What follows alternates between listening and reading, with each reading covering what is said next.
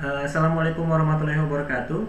Selamat pagi, selamat siang, atau selamat malam buat teman-teman yang sedang menonton video ini. Selamat datang di Mechanical Goes to School. Di sini aku Dava dari mahasiswa Teknik Mesin Universitas Diponegoro, yang insya Allah pada kesempatan kali ini akan memberikan pengajaran atau memberikan sedikit ilmu kepada teman-teman mengenai materi transformasi.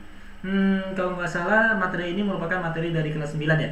Jadi mungkin teman-teman yang sedang menonton video ini dan kelas 9, harapan teman-teman bisa semangat nih, bisa fokus karena sebentar lagi teman-teman bakal masuk ke SMA kayak gitu. Oke, untuk sistemnya nanti kita bakal menggunakan PowerPoint, dan di sini aku juga ada pulpen yang bisa dicoret-coret untuk ke laptop kayak gitu, dan di sini juga ada tablet di sebelahku. Nanti sambil menjelaskan materi di PowerPoint, aku juga bakal mencoret-coret PowerPointnya menggunakan pulpen ini supaya teman-teman bisa lebih paham kayak gitu. Mungkin sekian itu aja untuk pengenalannya. Harapannya teman-teman bisa semangat dalam mendengarkan materinya, dan jika ada hal yang kurang dipahami, teman-teman bisa nih memundurin videonya sampai teman-teman benar-benar paham kayak gitu. Oke, mungkin itu aja. Kita langsung masuk ke materinya ya. Aku bakal share ke PowerPoint-nya. Oke, di sini udah ada materinya, dan juga aku udah buat judul besarnya mengenai transformasi. Sebenarnya apa sih sebenarnya transformasi itu? Kalau misalnya aku sederhanakan, transformasi itu sebenarnya seperti ini. Misalnya nih, kita mempunyai suatu benda. Nah, bagaimana kita mentransformasikannya? Transformasikan.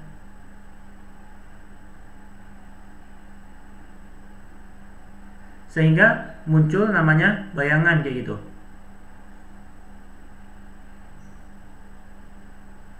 Sederhananya kayak gitu. Bagaimana kita mempunyai suatu benda dan kita melakukan transformasi, dan dari transformasi tersebut menghasilkan namanya bayangan. Dan muncul pertanyaan lagi, dari bayangan ini sebenarnya apa sih yang kita cari? Untuk bayangannya ini kita perlu mencari namanya bentuk. Bagaimana bentuk dari bayangan tersebut? Terus ada namanya ukuran. Bagaimana sih ukuran dari bayangan tersebut? Dan terakhir adalah posisi dalam suatu titik koordinat kayak gitu. Dan ini semua tiga ini, bentuk, ukuran, dan juga posisi, ini semuanya berkaitan dengan benda dan juga apa transformasinya. Nah itu, jadi bayangan ini, bentuk, ukuran, dan posisi dari bayangan ini itu bergantung bagaimana benda dan juga bagaimana transformasinya. Oke, untuk transformasi sendiri, tadi kan aku bilang untuk bayangan tersendiri itu juga bergantung pada transformasinya. Rupanya transformasi itu juga dibagi beberapa hal nih. Salah satunya maksudnya diantaranya yaitu ada namanya refleksi atau pencerminan.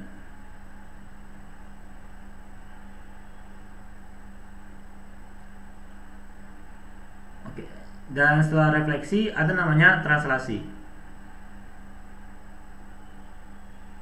Translasi ini nama lainnya yaitu pergeseran.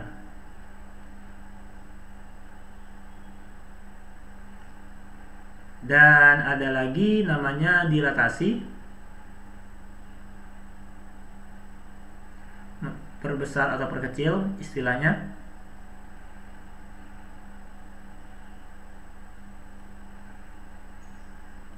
Dan terakhir ada namanya rotasi.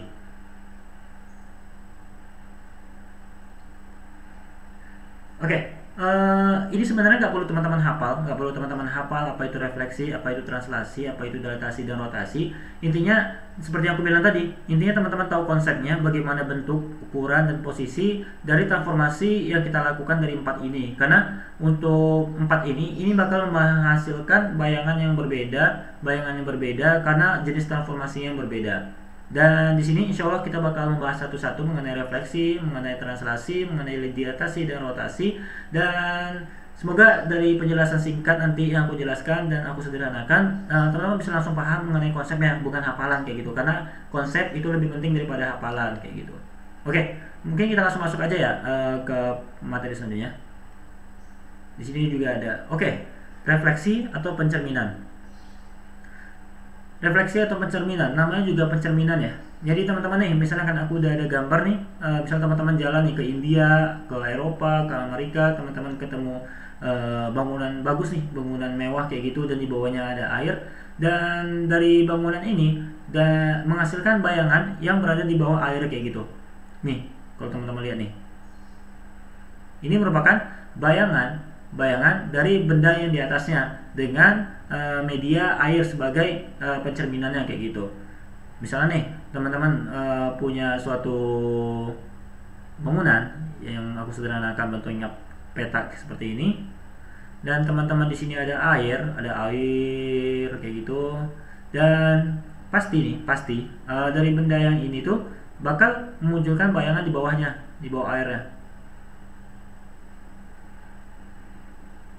Kalau teman-teman lihat di sini, apakah untuk ukuran sama bentuknya kira-kira sama nggak antara bayangan dan juga bendanya?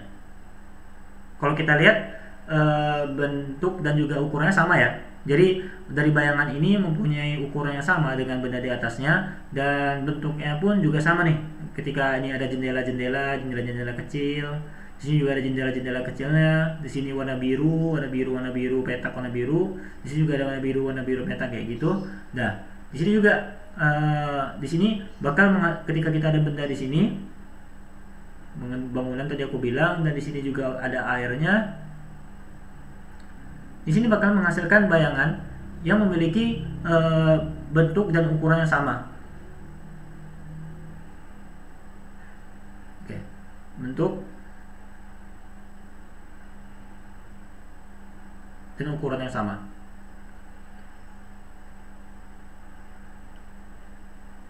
Antara benda dan juga bayangannya, kayak gitu. Nah, ini merupakan sifat dari refleksi atau pencerminan. Dan misalnya nih, aku kasih contoh lagi nih. Misalnya teman-teman nih, ada teman-teman nih, aku anggap bentuknya seperti ini. Ya maaf kalau gambarnya agak jelek, ya kayak stickman. Nah, misalnya teman-teman nih di depan cermin kayak gini, ini cerminnya. Ketika teman-teman bercermin, pasti bakal memunculkan bayangan di belakang cermin kayak gitu. Dan bentuknya itu sama dengan teman-teman. Kalau teman-teman menganalogikan sebagai stickman, ya bayangan teman-teman juga stickman kayak gitu. Ya harapannya teman-teman tahu ya stickman itu apa. Orang-orang kurus kayak gitu.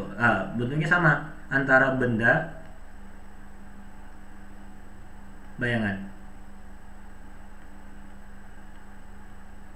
Nah, ini sifat yang sangat penting nih, bentuk dan ukuran yang sama. Karena untuk benda yang direfleksikan, dicerminkan, itu harus mempunyai bentuk dan ukuran yang sama. Oke, untuk sifat selanjutnya, nih, misalnya teman-teman berada di depan cermin nih, sejarak 2 cm, pendek kali ya, tapi nggak apa-apa, kita misalkan 2 cm. Bayangan teman-teman juga pasti bakal menghasilkan jarak 2 cm di belakang cermin, gitu ya. Harapan teman-teman bisa paham ya, karena pasti teman-teman pernah cermin di depan kaca kan. Nah, ketika teman-teman mencoba mundur ke belakang, misalnya mundur nih. Jadi teman-teman berada di sini. Nih, teman-teman mundur di sini, dan di sini bertambah jarak 4 cm. Berarti kan jarak antara cermin dengan teman di sini ketika mundur itu kan 6 cm kan, 4 cm dan juga 2 cm. Maka bayangannya pasti bakal mundur juga nih ke belakang.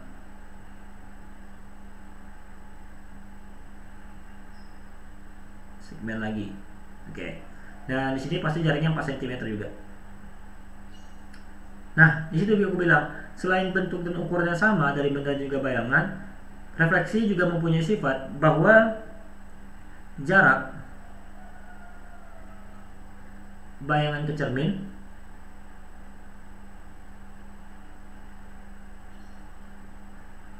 pasti sama dengan jarak benda ke cermin.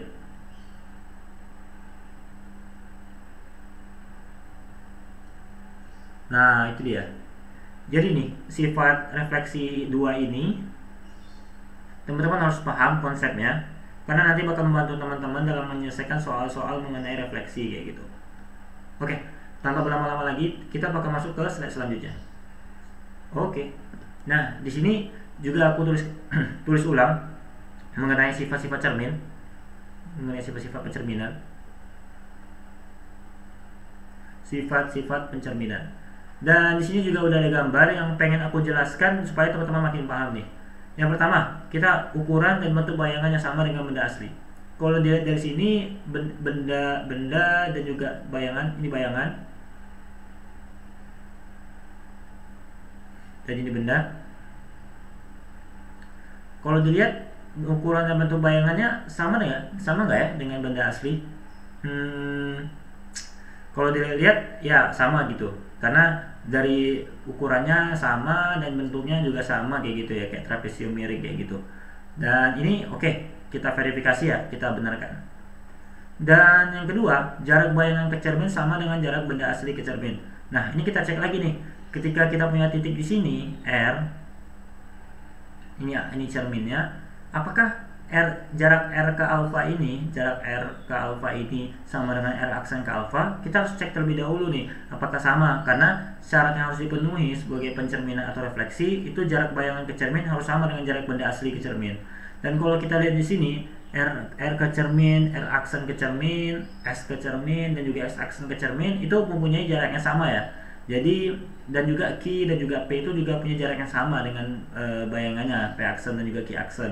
Jadi dari sini kita bisa verifikasi lagi bahwa dari contoh yang di sini ini merupakan suatu pencerminan atau refleksi. Pencerminan.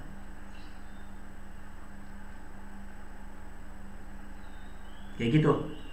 Sifat mudahnya kayak gitu ya, kita sederhanakan. Jadi pertama kali teman-teman harus melihat dulu nih, apakah ukuran dan bentuk bayangannya sama dengan benda asli? Kalau iya, oke, teman-teman lanjuti. Apakah jarak bayangan ke cermin sama dengan jarak benda asli ke cermin? Kalau iya, oke, kita verifikasi bahwa itu merupakan pencerminan atau refleksi. Oke. Nah, untuk pencerminan dan juga refleksi, di sini juga dibagi lagi menjadi 4. Sebenarnya ada beberapa lagi, cuma di sini aku sederhanakan menjadi 4. Untuk sumbu X, misalnya nih, teman-teman punya benda lagi, kotak lagi, biar mudah, kotak terus ya. Di sini ada sistem koordinat. Harapannya teman-teman juga paham sistem koordinat, dimana yang vertikal merupakan Y dan horizontal merupakan X. Oke, sumbu X tentu yang aku bilang tadi, bahwa sumbu X merupakan yang horizontal ini.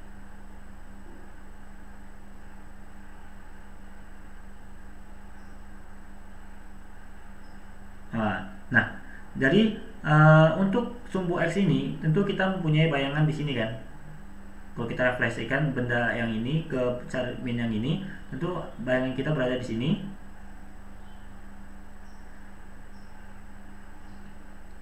Dan misalnya nih, kita mempunyai titik di sini, kita ambil titik di sini misalnya, dan titik koordinatnya. Harapan teman-teman juga paham ya mengenai titik koordinat. Di sini misalnya titik koordinatnya di sini itu min 4,4, dimana di sini misalnya nih min 4,4, dan di sini karena ini bagian yang di sini, tentu bayangannya titik yang dimaksud adalah di sini. Misalnya kita di sini P, titik P, di sini menjadi P aksennya. Dan ketika di sini itu Q, tentu Q aksennya pasti di sini. Nah, misalnya nih aku ambil titik yang di sini sebagai S. Kalau teman-teman tebak, itu posisi S aksennya di mana? Bayangannya. Oke, pasti di sini. Ya perlu kita lihat aja posisi-posisinya. S aksen pasti di sini. Nah, untuk sumbu X, ketika kita punya P itu min 4,4 dan kita refleksikan terhadap sumbu X, P aksen ini mempunyai koordinat yaitu min 4, min 4. Karena yang aku bilang tadi bahwa untuk syarat pencerminan itu jarak bayangan ke cermin sama dengan jarak benda asli ke cermin. Nah, jarak benda asli ke cermin nih itu kan jarak yang 4 nih. 4. pasti jarak ini ke sini juga harus 4. Cuma karena ini di bagian bawah, jadi ini merupakan posisinya adalah min 4. Nah, kayak gitu. Jadi singkatnya, ketika kita mempunyai titik P berada pada A, B, X, Y misalkan, X, Y, maka P aksennya itu merupakan X, min Y. Nah, kayak gitu. Nah, dapat teman-teman paham ya. Dan sumbu Y, nah sumbu Y kebalikan aja. Misalnya nih kita punya P itu berada pada titik X, Y, maka bayangannya itu berada pada min X, Y. Mau dibuktikan? Oke, kita buktikan. Jadi misalnya nih teman-teman punya benda kotak lagi, dan di sini juga ada sistem koordinat X di Y, dan sumbu Y merupakan sumbu ini, oke. Dan pasti bayangan teman-teman berada di sini. Nah, ketika kita punya titik yang di sini, kita punya titik di sini sebagai P aksennya di mana? Pasti di sini dong. Ya, oke. Nah, misalnya nih kita punya P titik ini, P titik yang ini merupakan posisinya itu, misalnya nih ini X nya ini 2, di ininya 4, 2,4. P aksennya min 2,4 ya, karena ini negatif. Min 2,4, pasti P aksennya itu mempunyai jaraknya sama. Ketika ini aku bilang tadi 2 jaraknya, pasti ini juga jaraknya 2.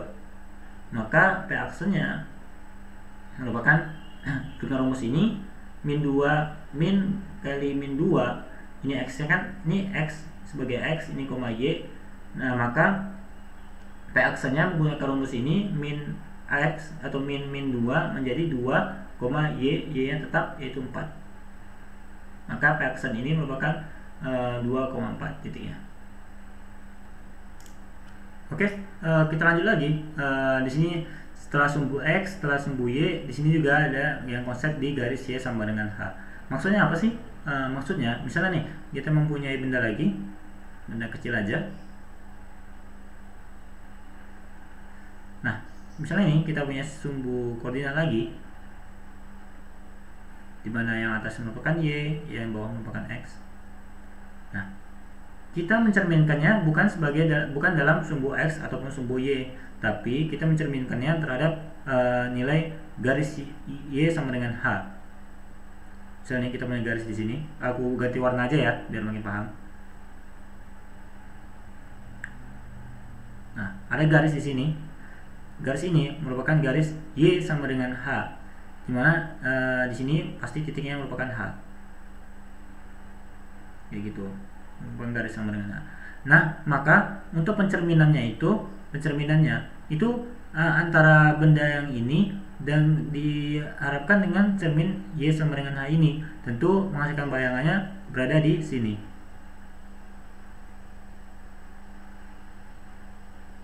Oke. Sebenarnya sama aja sih konsepnya. Yang penting kita tetap memegang dua konsep tadi, bahwa untuk refleksi sendiri dia konsepnya adalah bentuk dan ukurannya harus sama, dan juga posisinya jarak bayangan ke cermin harus sama dengan jarak benda ke cermin. Kalau misalnya kita mempunyai titik P lagi di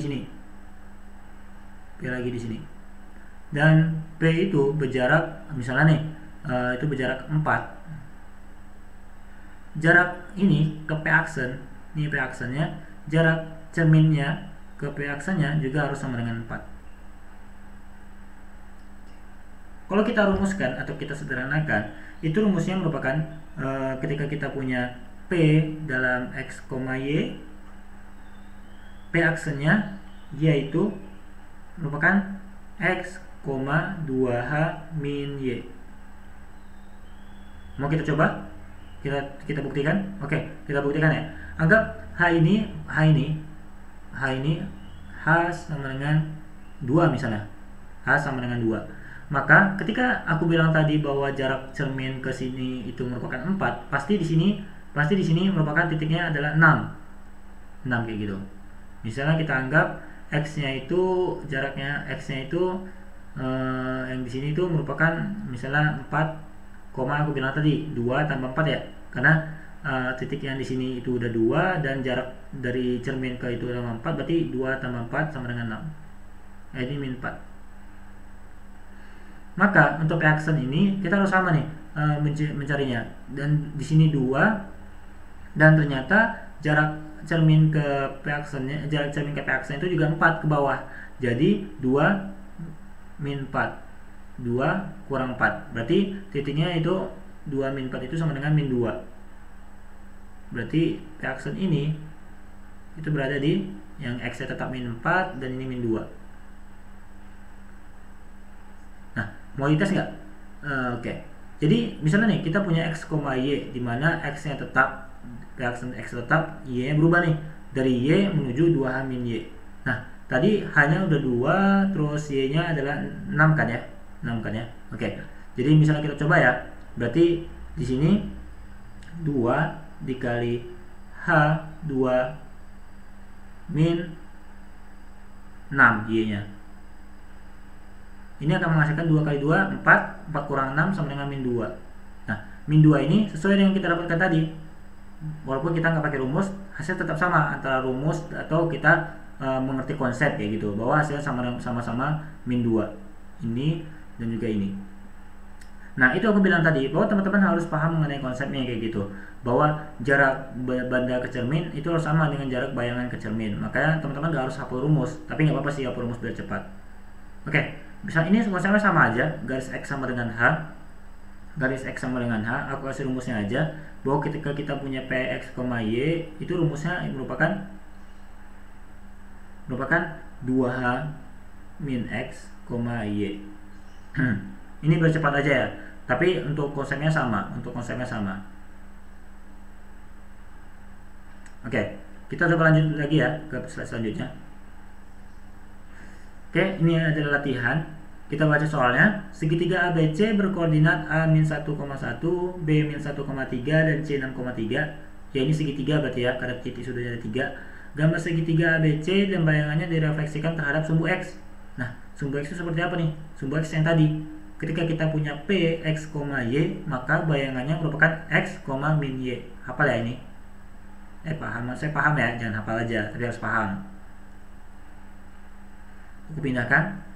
Bandingkan koordinat titik ABC dengan koordinat bayangannya. Tadi ketika kita terhadap sumbu X ini, itu rumusnya itu P, ketika kita punya P, X, Y, maka kita transformasikan menghasilkan P aksen itu X, min Y.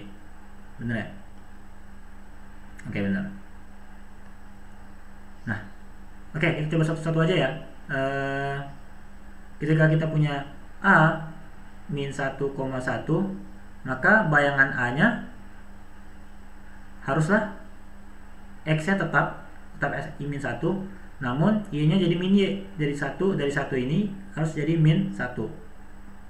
Oke. Yang B itu min 1,3, kita cerminkan juga yang gunakan konsepnya di atas yang aku kotakin ini. Itu pasti menghasilkan X-nya tetap min 1, ini pasti min Y atau min 3 karena ini X, ini Y.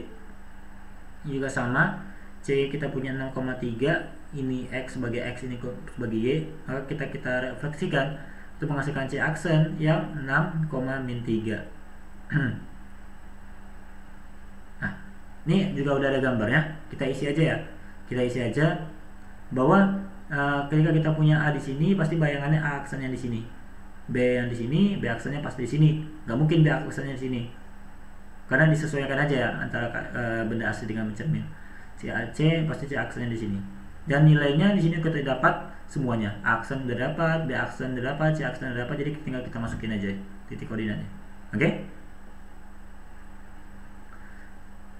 Nah, ini ada pertanyaan terakhir mengenai refleksi. Mungkin teman-teman sudah paham mengenai refleksi, di mana refleksi itu aku ulangin lagi bahwa bentuk dan ukurannya sama. ukuran sama antara benda dengan bayangannya ya, dan juga posisi atau jarak harus sama. Bentuk dan ukuran benda yang bayangan harus sama, dan juga jarak bayangan ke cermin harus sama dengan jarak benda ke cermin. Oke, kita coba satu-satu ya. Yang A, apakah bentuk dan ukurannya sama? Kalau kita lihat itu ya bisa langsung kita tebak ya bahwa bentuk dan ukurannya sama kayak gitu. Berarti kita kita soundtrack satu. Tapi ini belum pasti pencerminan karena kita harus cek satu lagi. Apakah jarak bayangan ke cermin sama dengan jarak benda ke cermin? Ya kalau kita lihat ya anggap sama ya, karena memang jaraknya sepertinya sama dari gambar. Berarti centangnya lagi. Nah, berarti kalau centangnya 2, ini salah satunya sudah terpenuhi, berarti kita bisa pastikan bahwa yang A ini merupakan hasil pencerminan. Kita buat gini. Sop. Oke, berarti benar. Kalau yang B, apakah bentuk dan ukurannya sama? Iya sih, bentuk dan ukurannya sama. Tapi apakah jaraknya sama? Kalau kita lihat nih, kita kayak punya titik ini, titik P, dan ini titik P aksen pasti ya. Apakah jarak ini sama dengan jarak ini? Kayaknya beda ya. Beda jarak antara P ke cermin dengan jarak P aksen ke cermin. Maka tadi bentuk dan ukurannya sama, tapi jaraknya itu nggak sama. Maka yang B ini kita siram. Yang C, bentuk dan ukurannya sama nggak? Ya sama sih, cuma ini bukan pencerminan ya, karena ya mereng-mereng kayak gini harusnya kan sesuai ketika kita cerminkan posisinya kayak gitu. Berarti ini salah. Dan ini bisa kita tebak bentuk dan ukurannya sama, jaraknya juga pasti sama ya, kayak gini. Oke, kita catat lagi. Jaraknya tuh bisa kita anggap P sini, P aksennya di sini. Ya, jarak P ke cermin dengan jarak P aksen ke cermin sama ya semuanya. Berarti benar. Ini juga benar. Ini juga benar ya. Yang penting ini aja, bentuk dan ukuran sama. Ini bentuk dan ukuran juga udah sama, dan jaraknya harus sama. Jarak ini misalnya ini P, ini P aksen pasti. Ini jaraknya sama ya, P ke cermin dengan P aksen ke cermin. Berarti ini benar. Oke. Jadi segitu konsep dari refleksi atau pencerminan. Harapannya teman-teman, meskipun kita nggak banyak ngerjain soal, tapi teman-teman harus paham dulu konsepnya, bahwa pencerminan itu kita harus melihat terlebih dahulu apakah bentuk dan ukuran sama. Terus ketika sama, kita nggak boleh langsung mengokekan bahwa ini pencerminan, tapi kita harus pastikan dulu apakah jarak dari benda dari cermin atau dengan jarak bayangan ke cermin itu sama atau tidak. Oke, kayak gitu ya. Paham teman-teman? Kita lanjut ke materi selanjutnya. Oke, sekarang kita bakal masuk ke yang translasi. Tadi kan udah refleksi kan atau pencerminan. Nah, sekarang ada namanya transformasi, yaitu translasi atau pergeseran.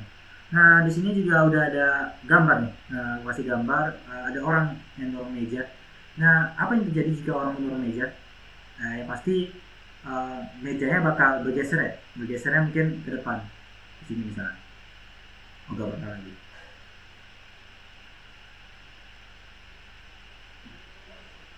Nah, ini mejanya yang baru. Jadi ketika orang mendorong meja tersebut, mejanya bakal bergeser ke arah kanan. Nah, yang untuk translasi ini kita bakal mencari tahu untuk posisinya setelah bergeser ke arah vertikal dan juga horizontal. Nah, kebetulan meja ini hanya bergerak ke kanan, berarti bergesernya ke arah horizontal aja, atau kita sebutnya sumbu X. Tapi kalau misalnya itu bergerak ke arah vertikal, itu yaitu sumbu Y. Nah, selain kita harus tahu ini bergeser ke vertikal atau horizontal, kita harus tahu juga ini bergesernya seberapa jauh sih. Nah, misalnya nih kita mempunyai ini untuk bergesernya yaitu sepanjang 4. Maka ketika meja pertama kita anggap P dan kita ini P aksen, maka ketika P ini kita punya X, Y, maka P aksen itu berubah menjadi, karena ini bergeser ke kanan di sepanjang sumbu X yang horizontal, maka jadinya X tambah 4, Y, begitu. Tapi ketika ini berubahnya vertikal atau ke atas atau ke bawah, maka yang berubah itu merupakan nilai Y-nya. Begitu. Anggap nih, kita punya suatu bentuk seperti ini. Misalnya ini bendanya, dan ini benda setelah digeser. Anggap kita mengambil titiknya di sini sebagai titik P, dan tentunya titik P aksennya pasti di sini kan. Untuk mencari tahu translasinya itu bergeser kemana dan seberapa besar, kita harus membedakan. Ada namanya yang tadi horizontal dan juga vertikal. Horizontal itu yang bergeser ke arah sepanjang sumbu X. Kita bergeser ke sini. Berapa jauh misalnya kita panjang X, dan vertikal itu bergeser ke sini. Ini sepanjang Y. Kayak gitu ya. Nah, jadi dari titik ini ke titik ini itu bergeser ke kanan sepanjang X dan bergeser ke bawah sepanjang Y. Biar makin jelas, kita coba langsung mencatat soal ya. Diketahui segi 4 ABCD memiliki titik sudut di A 1,2, B 3,1, C 4,1, dan D 2,0. Gambarlah segi 4 tersebut, kemudian gambar hasil bayangannya jika ditranslasikan sejauh 4 satuan ke kiri dan 2 satuan ke bawah. Jadi, kita mentranslasikannya ada dua. Yang vertikal, itu kita mentranslasikan min 4. Vertikal, salah. Yang vertikal, yang ke atas 1 ke bawah ya. Karena kita anggapannya ke atas itu positif, ke bawah itu negatif, dan ini 2 satuan ke bawah, berarti vertikalnya min 2. Dan horizontalnya itu 4 satuan ke kiri. Yang kita anggap ke kanan itu positif, ke kiri itu negatif, berarti jadinya min 4. Nah, tinggal kita ubah aja. Jadi misalnya kita punya A, 1,2, itu kita translasikan itu mempunyai A aksen, ya kita tinggal ubah aja. X nya yang horizontal berarti X min 4, Y min 2. Atau dengan kata lain, A aksen sama dengan 1 kurang min 4 itu min 3, Y nya 2 kurang 2, 0. Jadi gitu aja sih. Dan B nya kita anggap B 3,1, langsung kita translasikan aja. B aksen sesuai, X nya kurang 4, Y nya kurang 2, jadinya B aksen 3 kurang 4 min 1, 1 kurang 2 itu ada min 1. Sini juga sama, ini 4, min 1, kita translasikan C aksen 4 kurang 4 sama dengan 0, min 1 kurang 2 itu dia min 3. Ya harapannya teman-teman paham langsung aja ya, mengenai penjumlahan dan pengurangan bilangan bulat kayak gitu biar cepat. Yang D ini 4, yang D 2,0 ini ditranslasikan menjadi D aksen menjadi 2 kurang 4 itu min 2, 0 kurang 2 juga min 2. Di sini kan juga disuruh gambarkan ya. Ya kalau gambarkan karena di sini yang nggak ada garis kotak-kotak ya, jadi harapannya teman-teman bisa menggambar sendiri ya sesuai dengan A aksen, B aksen, C aksen, dan D aksen, dan bandingkan bentuk segi empatnya, posisi segi empatnya dengan A, B, C, D yang bentuk aslinya kayak gitu. Oke, kita lanjut. Atas selanjutnya, gambar di samping menunjukkan segitiga ABC yang ditranslasikan 4 satuan ke kanan dan 3 satuan ke bawah. Nah, karena ini yang aku bilang tadi bahwa kita punya horizontal dan juga vertikal kan. Ini dibilangnya bahwa kita menggeser 4 satuan ke kanan. Berarti kita menggeser karena kanan itu positif, itu besar-besar 4. Dan 3 satuan ke bawah, karena kita anggap atas itu positif, bawah itu negatif. Jadi vertikalnya kita ubah menjadi min 3. Nah, sesuai kan? Bahwa X-nya tambah 4 dan Y-nya min 3. Nah, caranya, ya teman-teman harus tahu aja, ini posisinya di mana nih? Kita B ya, jadi kalau kita lihat, ini min 1, yang garis ini min 2. Nah, titik ya maksud aku, min 1, min 2. Jadi yang B ini posisinya yaitu min 1,4. Yang A ini posisinya yaitu, yang S dulu, min 3,1. Yang C ini posisinya saya min 2, ini min 1. Ketika teman-teman sudah paham nih mengenai penjumlahan dan pengurangan bilangan bulat, terus teman-teman tahu bagaimana menentukan titik koordinat, jadi mudah untuk melakukan transformasi kayak gitu. Dan ini aku buat lagi ya A nya kita sesuaikan dengan atas tadi, A nya itu min 3, min 1, min 3,1 maksud aku. Kita translasikan jadinya A aksen itu jadinya min 3 yang X itu ditambah 4 jadinya 1, 1 dikurang 3 yaitu min 2.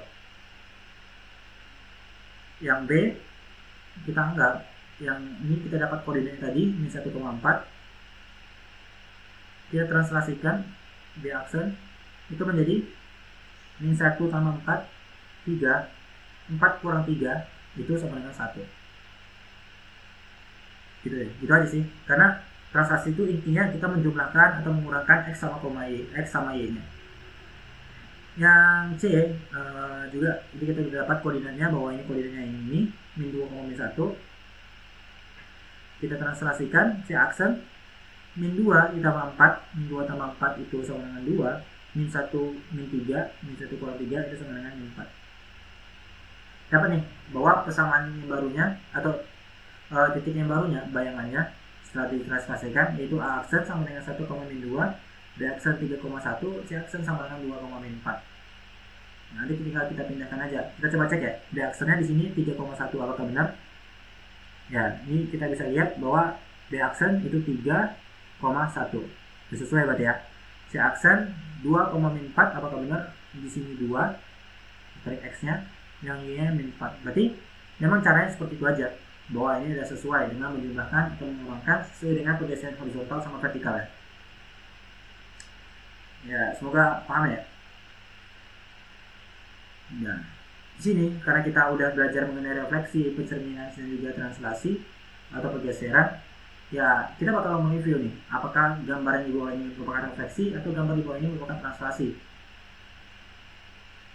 Tadi ingat kan bahwa syarat untuk refleksi itu ukuran dan bentuk sama antara bayangan dan benda, ukuran dan bentuk sama, dan juga jarak bayangan ke cermin sama dengan jarak benda ke cermin, begitu. Ini harus ingat dulu refleksi. Oke, kita coba cek cepat aja ya, apakah ini merupakan refleksi atau translasi. Ketika kita punya segitiga ini, ketika kita mirrorkan atau ketika kita cerminkan, posisinya pasti tidak bakal seperti ini. Karena di sini juga, yang kata lain, di sini juga jaraknya juga beda. Ini P aksen, ini jaraknya juga udah beda. Berarti ini bukan namanya refleksi. Tapi apakah ini translasi? Ya, ini translasi. Buat ukuran dan bentuk benda sama dan ini hanya digeser. Gesernya itu X-nya ke sini dan juga Y-nya ke sini. Berarti ini translasi. Aku sama nanti. Kalau yang ini B dulu ya. Kalau kita tarik mirror di sini, ya kita bisa lihat bahwa ini merupakan refleksi, di mana ini ukuran bentuk sama dan juga jaraknya juga sama. Misalnya kita ambil dari titik ini. Berarti ini namanya refleksi. Ini kalau kita cepat ini namanya translasi ya. Translasi ini punya pergeseran X dan juga Y. Dan ini gimana? Ini bisa dibilang translasi, bisa dibilang rotasi sebetulnya. Karena ketika misalnya nih kita coba tarik cermin, misalnya kita hapus, kita coba cek ya, ketika kita punya cermin seperti ini,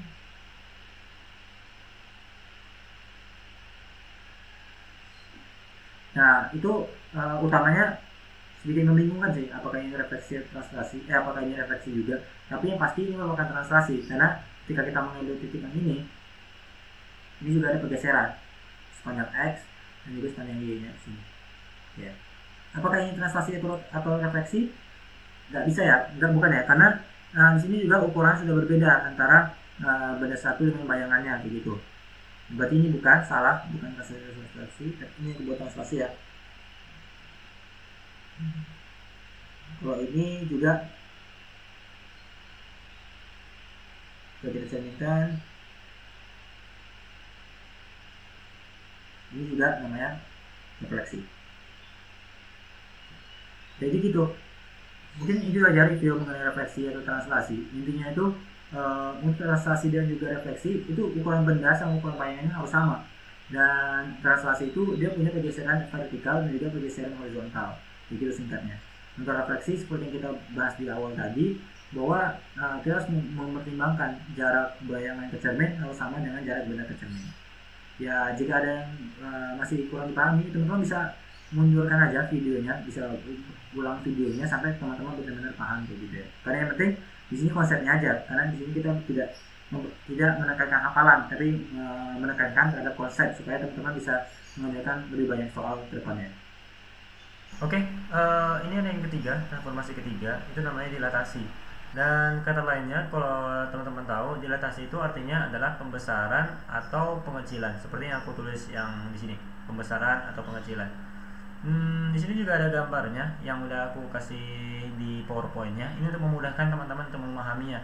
Misalnya nih, teman-teman punya segitiga seperti A, B, C yang di sini yang terletak di titik koordinat X dan Y. Ya, ini sistem koordinat ya namanya. Dan ketika teman-teman melakukan dilatasi, itu teman-teman artinya melakukan pembesaran atau pengecilan. Nah, contohnya di sini nih. Misalnya segitiga ABC yang di sini teman-teman melakukan dilatasi pembesaran, maka itu akan berubah menjadi yang warna hijau ini. A3, B3, dan C3 kayak gitu. Itu namanya dilatasi pembesaran. Tapi gimana sih kalau misalnya teman-teman melakukan dilatasi pengecilan? Nah, sama aja sih. Itu jadinya yang kuning ini, dan bedanya itu jadi lebih kecil, dan di sini ditandai dengan A2, B2, dan C2. Nanti di dilatasi ini teman-teman bakal kenal namanya adalah faktor skala kayak gitu. Faktor skala. Nah, mungkin teman-teman udah pernah dengar juga apa itu skala. Intinya itu skala itu untuk menentukan sih sebenarnya skalanya berapa kali sih pembesaran yang kita lakukan atau berapa kali sih pengecilan yang kita lakukan. Misalnya kita punya segitiga kayak gini. Nah, dan misalnya ini panjangnya 2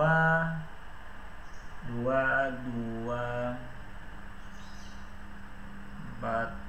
Ya, misalnya ini kan kalau cari x nya berarti kan ini kan x kuadrat sama dengan 2 kuadrat tambah 2 kuadrat kan, Pythagoras. Berarti kan x kuadrat sama dengan 4 tambah 4 8, x sama dengan plus minus, nggak pakai plus minus ya, berarti 8, akar 8.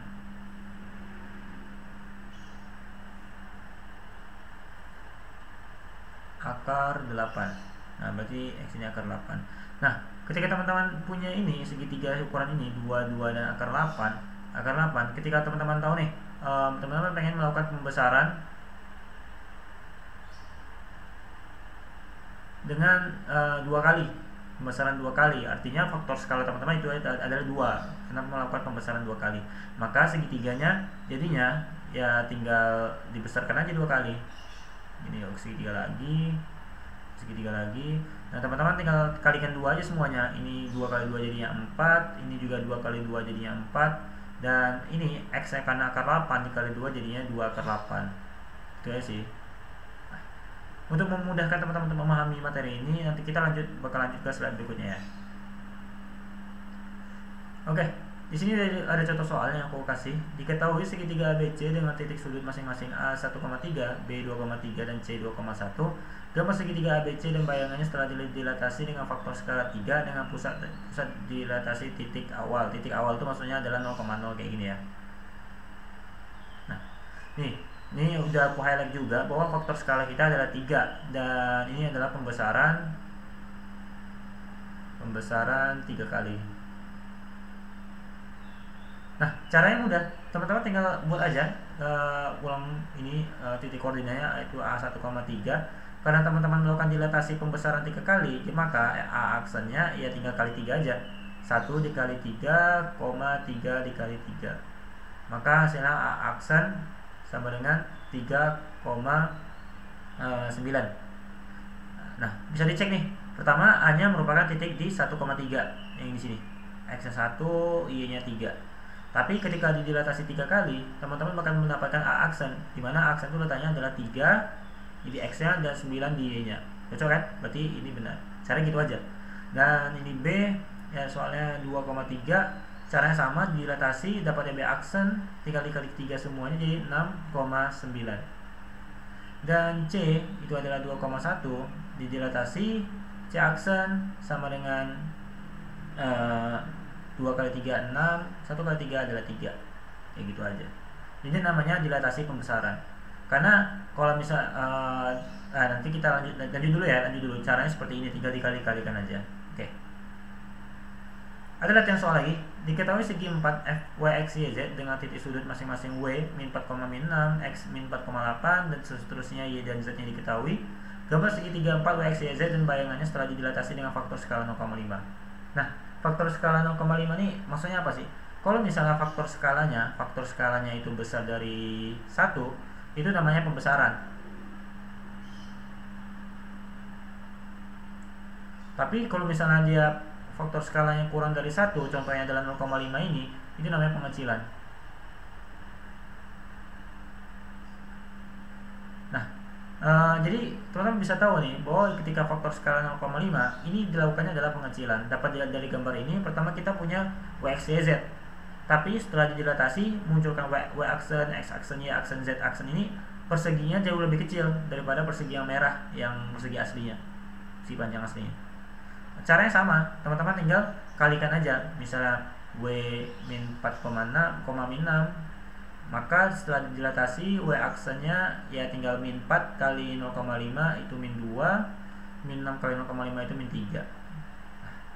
Untuk x, y, dan z nya aku harap teman-teman bisa pause dulu video ini dan teman-teman bisa melanjutkan untuk mendapatkan berapa nilai x aksen, berapa nilai y aksennya, berapa nilai z aksennya dengan konsep yang telah aku ajarkan tadi.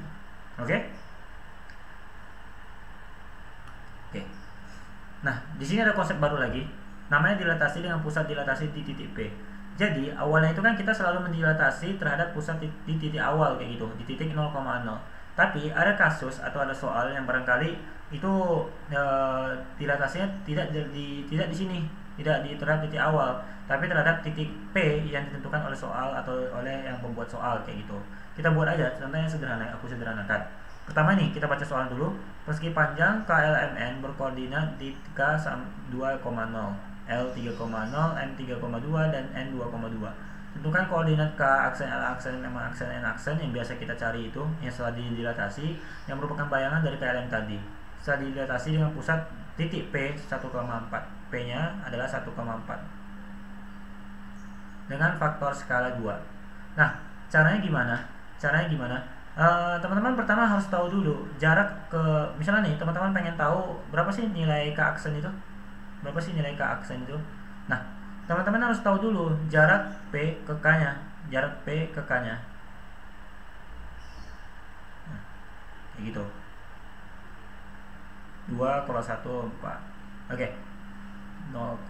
Caranya gimana? Teman-teman harus tahu dulu jarak P ke K. PK itu artinya adalah titik K dikurang titik P. Maka jarak PK itu karena K-nya itu 2,0 dikurang 1,4, maka itu adalah 2 kurang 1, 0, kurang 4. Karena X harus dikurang dengan X, Y dengan Y, makanya 2 dengan 1, 0 dengan 4. Maka didapatkan nilai 1, min 4. 1, min 4 kayak gitu ya. Sorry salah. Tadi K-nya itu 2,0 kurang 4. Oke, benar. Bentar ya. Aku coba cek lagi. PK setelah didilatasi 2 kali berarti jaraknya min 4 min 8 karena ini 4 min 8. Oke. Nah, jadi karena kita mintanya didilatasi faktor skala 2 kali, maka ini merupakan jarak antara P ke K-nya. Nah, setelah didilatasi di faktor skala 2 kali, maka PK aksen ya sebutnya gini lah, aksennya itu harus 2 kali nilai PK nya. Nah, makanya setelah dilatasi PK aksennya itu kali aja ke dalam, berarti hasilnya 2, min 8. Oke.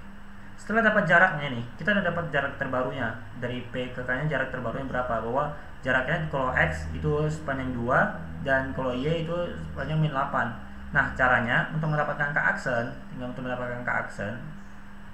Tadi kan bentar, aku coba hapus dulu. Karena tadi PK aksen itu sama dengan K aksen kurang P aksen, maka untuk mencari K aksen itu tinggal teman-teman namakan aja PK aksen, tinggal dibalikan ditambah P aksen. Begitu. Jadi ini pindah ke sini, ini pindah ke sini. Makanya K aksen tambah PK aksen tambah P aksen. Oke. Aku hapus dulu ya. Ini tadi. Oke, kita kerjain di sini lagi. Maka kita bisa mencari berapa sih nilai K aksennya? K aksennya ya udah PK aksennya tadi 2 ditambah P, 2 tambah 1 berarti kan, karena X dengan X berarti 3, min 8 tambah 4 itu hasilnya adalah min 4. Gitu caranya. K aksen sama dengan 3, min 4. Apakah benar? Kita coba cek ke sini bahwa benar K aksen adalah 3, min 4. Aku ulangi lagi ya. Jadi untuk misalnya nih kita mempunyai nilai KLMN dan dilatasi terhadap titik tertentu, yaitu titik P dengan faktor skala 2, maka kita nggak bisa langsung ini kali 2 kali 2 kali 2 kali 2, nggak bisa. Itu kalau soalnya adalah merupakan titik awal, tapi ini kan merupakan di titik P, maka kita harus mencari tahu dulu berapa sih jarak dari P ke K nya. Dengan jaraknya kita cari tahu, yaitu dengan menggunakan K kurang P. Tinggal kita kurangi X dengan X nya, 2 kurang 1 adalah 1, dan 0 kurang 4 adalah min 4. Dan karena dilatasi 2 faktor skala 2 kali, maka PK aksennya sama dengan 2 kali jarak PK. Makanya dari sini tadi kita kali 2 semuanya dapatnya 2, min 8.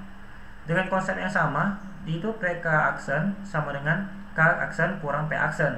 Jadi kan PK sama dengan K kurang P, tapi karena ini PK aksen, maka K aksen kurang P aksen. Kurang P aksen. Nah, karena K aksen, maka dibandingkan aja K aksen sama dengan PK aksen tambah P aksen. Dan P aksen ini karena nilainya tetap, dia nggak berubah karena dia selalu di 1,4. Teman-teman tinggal tambahin aja. Jadi 2, min 8 ini ditambah dengan 1,4. 2 ditambah 1 itu 3, min 8 ditambah 4 itu sama dengan min 4. Sama dapat K aksen 3, min 4. Aku coba tambahin lagi ya penjelasan yang ya, coba cari satu lagi biar teman-teman makin ngerti. Aku hapus dulu semuanya. Tadi kan kita mencari K aksen nih. Aku coba cari L aksen ya, biar teman-teman bisa nonton video ini dan makin paham kalau dilatasinya enggak di titik awal. Oke, lanjut ya. Nah, berapa sih nilai L aksennya? Sama kayak tadi, kita harus mencari tahu dulu berapa sih jarak P ke L nya. Dengan cara ini merupakan L min P. Jadi L min P itu tinggal kita kurangi, 3 kurang 1 itu adalah 2, 0 kurang 4 itu adalah min 4. Oke. Karena dilatasi 2 kali, maka PL aksennya itu sama dengan 2 kali ini, berarti 4, min 8. Kita udah dapat nih PL aksennya, maka PL aksen sama dengan tentu L aksen min P aksen. Dan P aksennya tetap, jadi L aksen bisa dibuat PL aksen ditambah P aja, karena P aksen ini sama dengan P, nggak berubah karena posisinya tetap. Dan itu sama dengan L aksen sama dengan PL aksennya 4 tambah 3 itu 4 L aksen ya, L aksen 4 2, min 4. L aksen 3 kurang 1 2, 3 kurang 1 2, 2 4 min 8. Min 8 1 tambah 4. Oke, berarti P aksennya itu 1 ditambah 4. 1 ditambah 4 itu 5, 4 tambah min 8 itu adalah min 4. Nah, dapat nih juga L aksennya. Kita coba cek di sini apakah benar L aksennya adalah 5, min 4. Ternyata benar. Gitu ya teman-teman caranya untuk mendilatasi di titik tertentu kayak gitu. Jadi kita harus mencari tahu dulu berapa sih jarak titik tertentu itu ke pusat yang kita pengen dilatasi, dan setelah itu kita mainkan sesuai dengan konsep yang aku ajarkan tadi. Semoga teman-teman paham ya. Oke, mungkin sekian untuk dilatasi. Kita bakal lanjut ke bagian rotasi. Untuk bagian rotasi ini sebenarnya singkat aja sih. Yang penting teman-teman tahu arah putarnya dan teman-teman tahu gimana konsep dari rotasi. Kita lanjut ya. Oke, sekarang kita lanjut ke materi yang terakhir mengenai transformasi, ada namanya rotasi atau pemutaran. Ini sengaja aku letak di bagian akhir transformasi karena kalau menurut aku sih sebenarnya rotasi ini konsepnya sederhana, dan yang penting kita tahu konsepnya supaya kita bisa belajar lebih lanjut lagi gitu ya. Intinya rotasi itu adalah pemutaran, dan misalnya nih teman-teman punya segi 6 yang di sini yang aku kasih, segi 6 yang aku kasih. Nah, teman-teman nih misalnya teman-teman melakukan pemutaran, titik pemutaran itu kita harus punya tahu adalah titik rotasi. Titik rotasi itu adalah terhadap titik apa sih kita pemutarnya. Misalnya nih kita punya benda di sini, terus ini bendanya yang teman-teman, ini tali, ini ada teman-teman nih, teman-teman megang bendanya, anggap ini tangan teman-teman, ini teman-teman nih. Nah, ketika teman-teman melakukan mutarkan benda ini ke sini, mutarkan di sini, maka tangan teman-teman yang nggak bergerak ini, tangan teman-teman yang posisinya tetap ini adalah namanya titik rotasi. Maka ketika bendanya sampai sini, benda kedua sampai sini, tangan teman-teman tetap berada di sini. Intinya tuh titik rotasi adalah titik dimana posisinya nggak berubah kayak gitu setelah melakukan rotasi. Nah, misalnya nih teman-teman punya segi 6 di sini, anggap titik rotasinya yang berada di sini. Dan teman-teman anggap teman-teman pengen memutar yang angka 6 ini. Kita sama-sama tahu kan bahwa untuk segi 6 ini itu sudutnya itu semuanya adalah 60 derajat.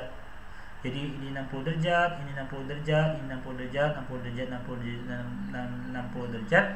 Nah, teman-teman tahu nih, kalau misalnya dari 6 ini titik rotasinya ini, dan teman-teman melakukan pemutaran 6, maka ketika 6 menjadi di sini, teman-teman tahu kan berapa sih pemutarannya? Awalnya di sini, terus pindah ke sini. Berarti teman-teman melakukan pemutaran sebesar ini. Dengan pemutarannya adalah 60 derajat. Begitu. Yang aku bilang tadi bahwa ini sudutnya 60 derajat, 60 derajat, 60 derajat, 60 derajat. Nah, teman-teman awalnya 6-nya di sini. Dan di kasus ini teman-teman jadinya 6-nya di sini. Setelah dilakukan pemutaran 6-nya di sisi kanan. Berarti teman-teman melakukan pemutaran yang awalnya 6-nya di sini, tiba-tiba di sini. Dan jarak sudut ini yaitu tinggal tambahkan aja 60 tambah 60, maka ini pemutarannya terhadap 120 derajat. Oke, kayak gitu ya. Jadi teman-teman harus menentukan dulu titik rotasinya mana, terus yang dirotasikan itu apa, terus tentukan juga berapa sih sudut putarnya. Nah ini yang menjadi bahasan pada kesempatan kali ini. Harus tahu dulu 60 derajat, 120 derajat dan sebagainya. Kalau misalnya yang ini aku tes ya. Misal namanya awalnya di sini, terus pindah ke sini ke 6. Anggap pemutaran kita selalu ke sini ya, selalu searah jarum jam, bukan berlawanan jarum jam. Bukan berlawanan, tapi searah jarum jam. Berarti pemutarannya yang awalnya 6 di sini, awalnya 6 di situ, terus sekarang ke sini, maka pemutarannya itu rotasinya sebesar ini. Karena kita searah jarum jam ya. Kalau misalnya berlawanan jarum jam, ya sudutnya di sini aja. Tapi karena kita searah jarum jam, maka sudutnya yang pertama tadi. Nah, besarnya berapa? Tinggal kalikan aja. Ini 60, ini 120, 180, 240, dan di sini berarti 200 dan 300. Berarti di sini 300 derajat. Nah, intinya itu harus bisa menentukan sudut putarnya. Konsepnya seperti itu aja sih. Nanti teman-teman bisa pelajari lebih lanjut mengenai rotasi. Dan di sini juga ada contoh soal. Contoh soalnya aku kasih contoh soal.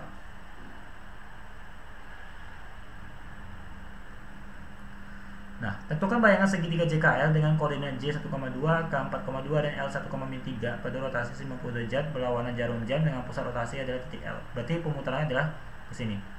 Berlawanan jarum jam sebesar 90 derajat terhadap titik L.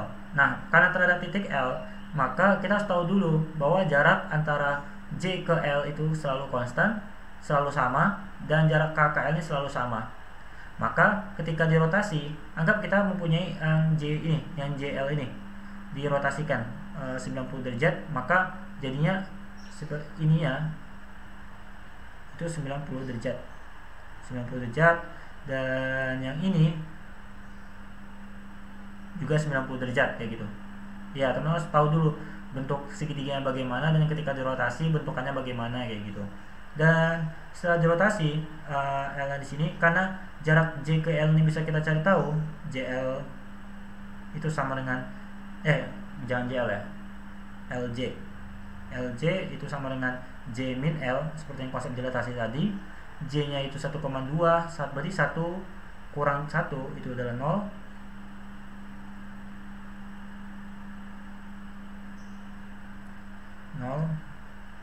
Dan 2 kurang 2 dikurang min 3 itu adalah 5. Nah, kayak gitu. Nah, berarti teman-teman bisa mencari tahu nih posisi dari J aksennya, karena ini merupakan LJ 0,5. Nanti setelah diputar teman-teman tahu posisinya, berarti kita tinggal cari tahu aja kan, berapa sih jarak ini ya, karena ini selalu aku bilang sama, jarak ini dengan ini itu sama, antara J aksen L sama dengan JL, dengan kata lain, atau singkatnya LJ itu sama dengan LJ aksen. Oke. 0,5. Karena posisinya ini, berarti kan kita tinggal mencari tahu kan, berapa sih J aksennya. Maka J aksennya kita tahu nih posisinya di kiri L, maka tinggal kita tambahkan aja bahwa J aksen ini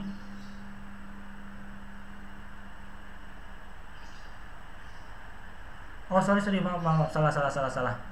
Caranya bukan gitu. Aku ulang ya, sorry teman-teman. Ini tinggal kasih kita tahu aja jaraknya. Nah, ini kan diputar seberlawanan jarum jam nih, 90 derajat. Nah, maka jarak ini ke sini itu memang 90 derajat.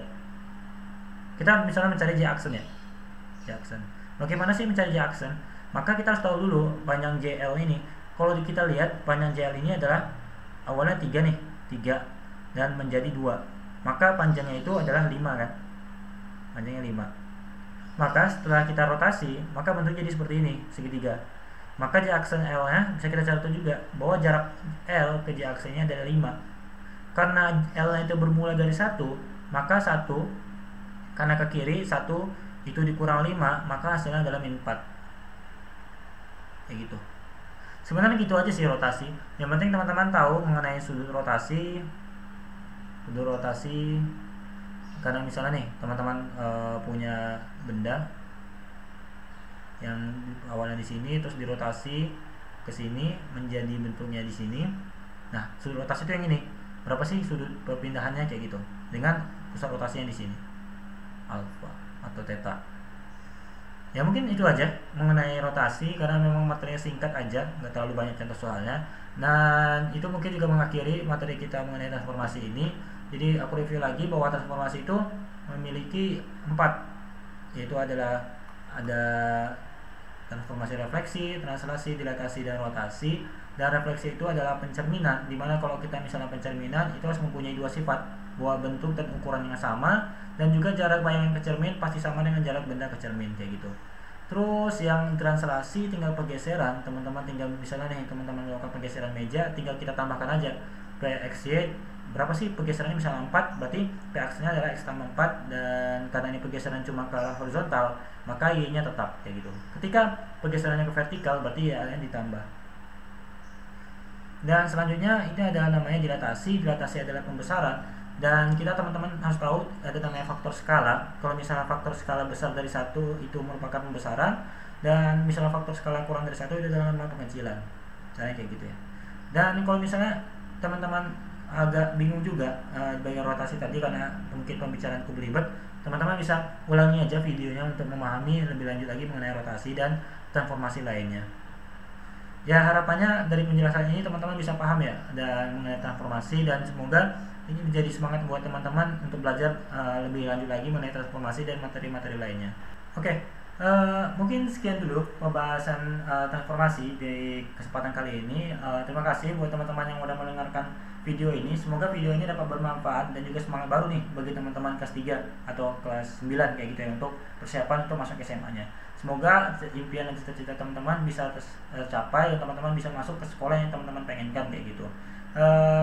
Aku Muhammad Dafa Maulana dari mahasiswa Teknik Mesin Universitas Diponegoro, selaku pemateri di Mechanical Ghost to School ini. Terima kasih buat teman-teman dan juga pihak yang telah memberikan izin kepada kami untuk memberikan materinya, dan semoga ini dapat berlanjut dan kami dapat memberikan manfaat lebih kepada teman-teman semuanya kayak gitu. Mungkin sekian dari aku, mohon maaf apabila ada kata yang salah. Terima kasih buat partisipasi dan perhatiannya. Assalamualaikum warahmatullahi wabarakatuh.